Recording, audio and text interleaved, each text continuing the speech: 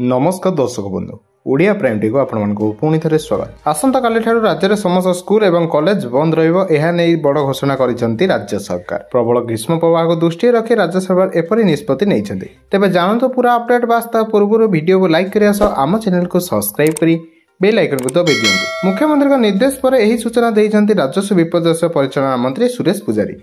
आसंता काली ठारू अनिर्दिष्ट काल पर्यंत समस्त शिक्षानुष्ठान बंद रहे बोली निर्देश दिया।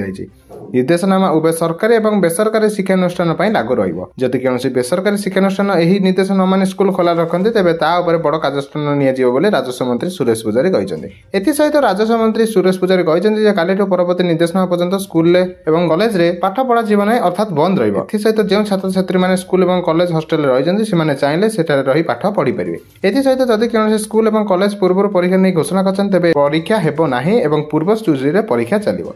तेज यह आगामी छुट्टी को नहीं बड़ अपडेट। तेज यहीपरी खबर प्रथम जानापी आम चैनल संगे जोड़ी होई रुहंतु। धन्यवाद।